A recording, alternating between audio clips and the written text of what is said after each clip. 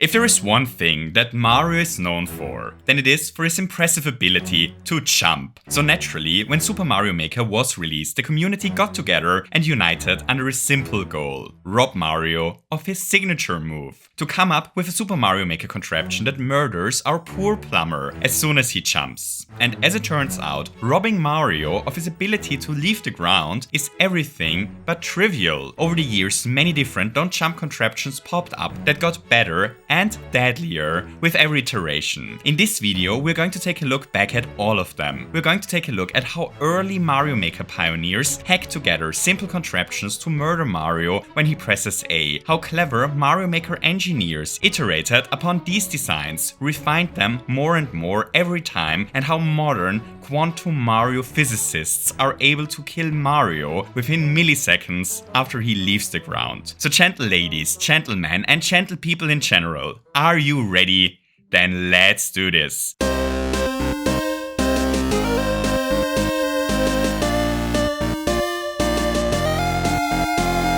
Alrighty right, what better place to start our historic exploration of don't-jump contraptions than to jump in with a look at the most simple don't-jump level possible. Here our plumber finds himself in a dangerous castle that Bowser built to mildly annoy him. At first glance, everything looks quite ordinary. There are burning fire bars, moving platforms, lethal lava bubbles. It's business as usual. However, there's a twist. Mario can't jump at any point in the stage. How do we ensure that Mario can't jump? Well, by using a very effective yet very silly little trick. We simply plastered the entire stage with invisible blocks. As soon as Mario hits the jump button, he hits an invisible block, ensuring that he stays grounded. So a don't-jump design like this works decently well in practice, however, it has two very obvious problems. First and foremost, it's not really a don't-jump stage. After all, we don't kill our plumber when he jumps. All that we do is cause him a headache. But second, and much more importantly, a design like this is unbelievably lame. It just lacks style, it's boring, it's dumb, it's fuzzyless. It's lame. Luckily for us, clever Mario Maker engineers soon came up with a much flashier design. A design like this one. Here we have the first true don't-jump contraption that ever got used in Mario Maker. What happens if our brave plumber jumps in this tech demonstration level? Well, the floor transforms into shiny yet deadly coins, of course. Hooray! The way this works is actually surprisingly simple. Above Mario, we hit a P-switch, and above the P-switch, we place the thwomp. It is well known that thwomps are very angry creatures. What many people fail to realize, however, is that even a thwomp's anger has its limits. 15 blocks to be precise. A thwomp only gets angered if Mario is within a 15 block radius below him, but will remain in a perfectly calm state of deep meditation as long as Mario is 16 or more blocks away. This simple mechanic allows us to test for Mario's vertical position. Since the whole point of jumping is it to raise Mario's vertical position, we can use this simple thwomp trigger to kill Mario when he jumps. Alternatively, the same effect can be achieved with a claw. And contraptions like this work pretty reliably. They certainly manage to kill Mario as soon as he jumps. However, these contraptions are far from perfect. So first and most obvious, these contraptions require an insane amount of enemies. A single thwomp is only able to detect jumps in an area of 7 tiles. We can increase this to 9 tiles by feeding the thwomp a delicious enlarging mushroom, but that only helps a little. The second problem, well, for a thwomp to detect jumps, we need to place it 17 tiles above Mario. Since the average Mario Maker level is only 27 blocks tall, that drastically limits the space we have to actually create a stage. Luckily for us, however, the Mario Maker community soon figured out ways to circumvent both problems, which already brings us to the fantastical, magical properties of node blocks. Node blocks are incredible. They are very special items that not only hold a very special place in my heart, but also feature a very special property. A property that is incredibly useful for Mario Maker contraption building. The thing is the following. Invisible to our mere mortal eyes, there is actually a magical aura surrounding Mario while he's jumping through a stage. In horizontal subworlds, this powerful, magical aura extends 4 blocks outside of the current horizontal camera position and covers the entire area above and below Mario. What powerful, magical effect does this aura cast on objects that become entrapped within it? Well, every object that enters this area becomes loaded by the game. We can easily see this here. At the start of the level, the Goombas are more than 4 blocks away from the camera, but as we proceed to move to the right, more and more Goombas activate. Cool, there's a magical loading aura surrounding Mario. What has all of this to do with node blocks again, and why is this important if we want to build anti-jump contraptions? Well, check out the following. Here we once again load the Goombas from before, but add a simple little twist. Instead of loading the Goombas directly, we put the poor waddling mushrooms into a node block first, and then trap a muncher on top of the node block, so that it triggers the node block immediately. We run this room, we walk to the right, and what evil witchcraft is this? All of a sudden the Goombas no longer load in the spots where they loaded in before. Instead, the Goombas only pop out of their node block as soon as the node block is within the range of the camera. Exciting, I know. To understand the huge implications of this, what this means is that node blocks ignore the normal magical loading aura that surrounds Mario and instead only activate once they are within the camera boundaries, which gives us a simple, cheap and reliable way to test for changes in the position of the camera, of course. So check this out. Here our Mario once again finds himself in an evil castle that Bowser built to punish him for jumping. At first glance, however, everything appears to be safe. Mario is far too high above the lava for Thwomps to be detecting whether he's jumping. There is nothing out of the ordinary going on here. Nothing but one lonely P-switch that is living above our plumber. Maybe Bowser is just playing mind games with Mario. Maybe it is safe to jump here. Maybe Mario might be able to get away with a simple hop or two. No, he doesn't. Hooray! So how did we do this? How did we detect the jumping here? Well, by using the node block mechanic we just discussed before to test for changes in the camera position. As soon as Mario jumps, the camera moves upwards as well. This, however, means that a node block containing a muncher all of a sudden enters the camera area, releasing the muncher from its nodeful prison and dropping it onto a P-switch in the process, which in turn turns the floor into deadly but also shiny coins and murders Mario. Excellent.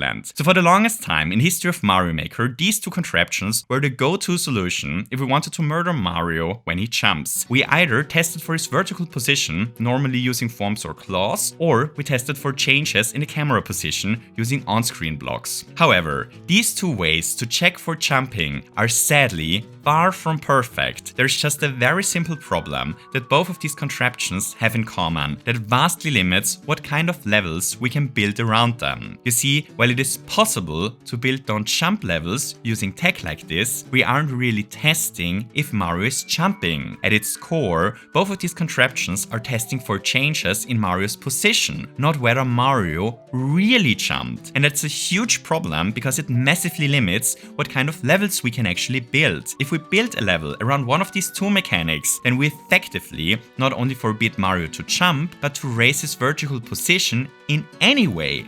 Not only by jumping. Our poor plumber also dies if he climbs a vine or rides a platform. We can't have Mario bounce on a spring or bump on a bumper or bounce off of a node block because whenever Mario changes position, the floor collapses. And that actually is a much bigger problem than it may sound at first. It really makes it difficult to come up with a fun don't jump level because we're so limited in what we can do with Mario. So for the longest time, don't jump levels existed as fun novelties that were sadly very limited in what we could actually do with them.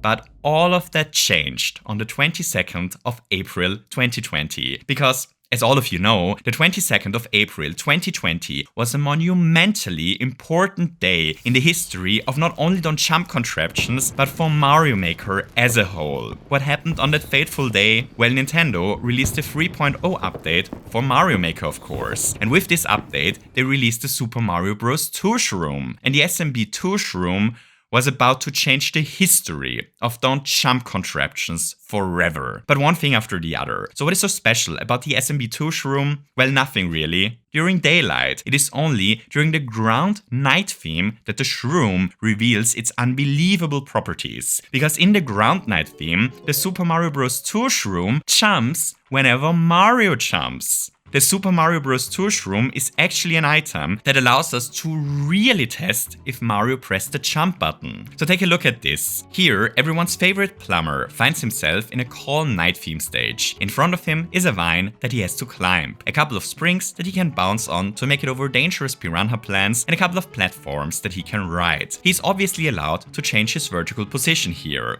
However, as soon as our plumber jumps, he dies in an unfortunate floor disappearing related accident. And yes, this is the coolest thing ever, and it is all only possible because of the power of the SMB2 shroom. Here is what this contraption looks like. Yup, it's the most simple thing ever. The mushroom simply hits the node block, triggering the P-switch in the process. It's that simple. And I know what you're currently thinking. Can't we just overload the entity limit C with SMB2 mushrooms in such a way that we unload all the mushrooms off screen as soon as we jump and then use the OpenELC slots to test for jumping globally? And that's an excellent point you're raising. Good thinking on your part, because that's actually exactly what I was wondering as well.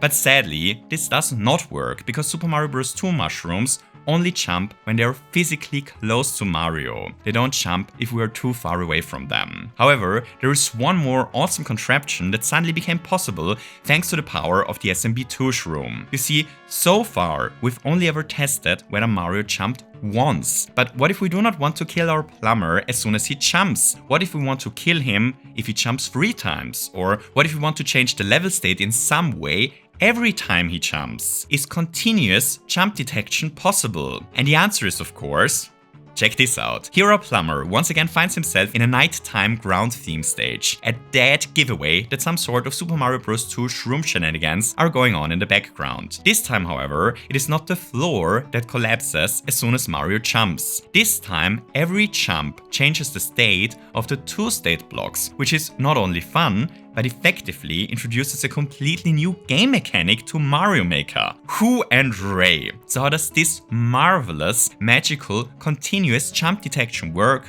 Well, unsurprisingly, it's actually surprisingly simple. So first, shout out to Mario Maker wizard Gatia, who, to the best of my knowledge, was the first person to ever come up with this design. How does it work? Well, at its core, it works the same way as the contraption before. We once again use the jump of the shroom to activate a node block. The slope on top ensures that the shroom jumps back after triggering the node block. The skeleton platform is used to offset the shroom slightly so that the contraption triggers faster. The P-switch sits on top of a slope so that it is ever so slightly lower than it would usually be, which means it is just low enough that the shell gets pushed into it in such a way once the node block activates that it is able to hit the on-off block. It is beautiful, isn't it? That is all that it takes. This contraption is almost perfect. There is only a single thing that we still cannot do. We still can't test continuously for jumps globally. You see, as amazing as Super Mario Bros. 2 shrooms are, they have one critical flaw. They only jump if Mario is close to them. Because of this, it is not possible to build a don't jump contraption that works throughout the entire stage using SMB2 shrooms. Because even if we keep the shrooms globally loaded, they still don't jump.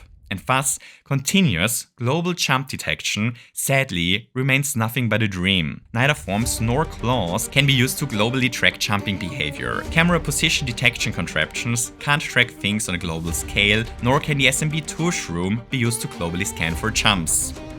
And thus, the years passed by. Many of the best and most ambitious Mario Maker engineers took a look at the problem, but all their efforts ended up being fruitless. We tried getting forms globally loaded, we tried to have the Super Mario Bros. 2 shroom follow us through the stage, we tried possible shenanigans with boss stacks and to have contraptions on tracks, but no matter what we tried, it all failed in the end.